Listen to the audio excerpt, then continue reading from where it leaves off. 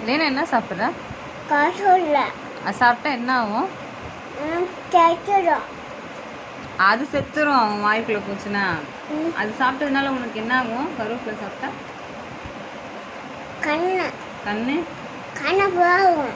அப்புறம்